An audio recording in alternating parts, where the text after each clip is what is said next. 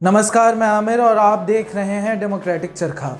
आज हम बात करने वाले हैं रेल जिहाद के बारे में। वीडियो गेम जिहाद के बाद एक नया जिहाद मार्केट में आ चुका है। इसका नाम है रेल जिहाद।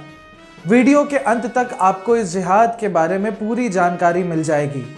इसके बाद आप भी एक राष्ट्रवादी बन जाएंगे।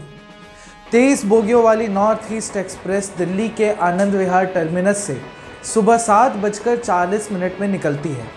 इस ट्रेन को आसाम के कामाख्या स्टेशन तक पहुंचना था। दीनदयाल उपाध्याय जंक्शन से 2 घंटे की देरी के बाद 8:45 ये ट्रेन पटना जंक्शन के लिए निकलती है।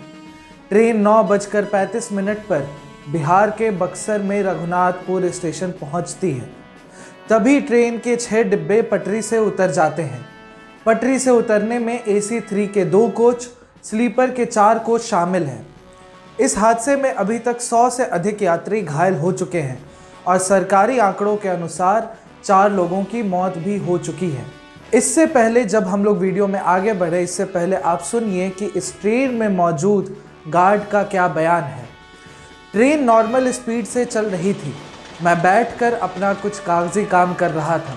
तभी अचानक से एक ब्रेक लगी और गाड़ी में धीरे धीरे झटके आने लगे। फिर एक बड़ा झटका लगा। मैं उसी समय बेहोश हो गया। 5 मिनट बाद मुझे होश आया तो मैंने पानी से आंखों पर छींटे मारे। मुझे नहीं पता कि ड्राइवर ने अचानक से ब्रेक क्यों मारी। इस बारे में वो ही अच्छे से बता सकते हैं कि ऐसा क्यों हुआ और क्यों उसे इस तरह ट्रेन पर ब्रेक मारनी पड़ी। इस साल ये पहला रेल हादसा नहीं है। 2 जून साल 2023 को भी उड़ीसा के बालासोर में रेल हादसा हुआ था। उस समय भी मुआवजे बांटने की होड़ लगी। राज्य सरकार ने मुआवजा दिया, केंद्र सरकार ने भी मुआवजा दिया, लेकिन क्या मुआवजा मिलने से जो लोग इस दुनिया में नहीं रहे उनके परिवार वालों का दुख थोड़ा भी कम होगा? बिहार रेल हादसे में भी मुख्यमंत्री नीतीश कुमार ने मृतकों के परिवार वालों को 4 लाख रुपए मुआवजा देने की घोषणा की है, लेकिन उन्होंने घोषणा करते समय इसमें एक एहसान भी जोड़ दिया। मुख्यमंत्री नीतीश कुमार ने घोषणा के साथ ही ये भी कहा कि ये काम केंद्र सरकार का है। कुछ समय के बाद केंद्र सरकार ने भी मुआवजे की घोषणा की। केंद्र सरकार ने मृतकों के परिवार वालों को 10 लाख रुपए देने की घोषणा की है। गंभीर रूप से घायल 5 लोगों को 2.5 लाख रुपए देने की भी घोषणा की गई है। लेकिन क्या मुआवजे की इस लीपापोती में मृतकों को कभी इंसाफ मिल पाता है? बालासोर रेल हादसे में इसे सबसे पहले ह्यूमन एरर कहा गया। 5 सदस्य की कमेटी ने रिपोर्ट दी, लेकिन चीफ इंजीनियर ने इसके इतर बयान दिया। पहले रिपोर्ट में कहा गया कि गलत सिग्नल की वजह से यह हादसा हुआ। चीफ इंजीनियर ने इस रिपोर्ट को गलत बताते हुए एक नोट भी लिखा। बाद में इसकी जांच CBI को सौंप दी गई। अब तक CBI की जांच से कोई भी ठोस जानकारी नहीं आ पाई है। एक ऐसा ही रेल हादसा साल 1956 में आंध्र प्रदेश में भी हुआ था। इस रेल हादसे में 112 लोगों की मौत हुई थी।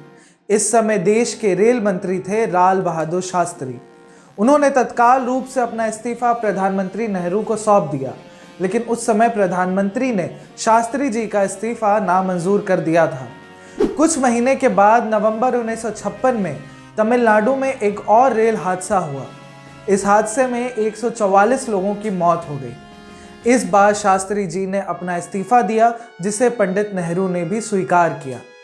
एक समय था जब रेल हादसों की मोरल रिस्पॉन्सिबिलिटी रेल मंत्री लिया करते थे। अभी देश के रेल मंत्री अश्विनी वैष्णव हैं। साल 2021 में अश्विनी वैष्णव ने रेल मंत्री के तौर पर अपना कार्यकाल संभाला था। NCRB की रिपोर्ट के अनुसार जिस साल अश्विनी वैष्णव ने अपना कार्यकाल संभाला, उस साल 16,431 लोगों की मौत रेल हादसे में हुई। साल 2022 के कोई भी आंकड़े सरकारी वेबसाइट या कहीं पर मौजूद नहीं हैं। इन रेल हादसों के बीच नफरत फैलाने वाले लोगों के ट्वीट का सैलाब भी आ गया। कई लोगों ने ट्वीट करना शुरू कर दिया कि ये रेल जिहाद है। एक व्यक्ति हैं कर्नल RSN सिंह, खुद को ये रक्षा विशेषज्ञ कहते हैं। हिंदू जागृति के नाम से एक वेबसाइट है। इस पर इनका डिटेल भाषण मौजूद है। इनका मानना है कि मुसलमानों की वजह से देश में रेल हादसे हो रहे हैं। पिछले 9 सालों में लोगों के मन में इतनी नफरत भर चुकी है कि सरकार से जवाब मांगने के बजाय वो हर बात एक ख़ास वर्ग को उसमें कोसना शुरू कर देते हैं। लेकिन ये नई बात नहीं है, इतिहास खुद को दोहराता है।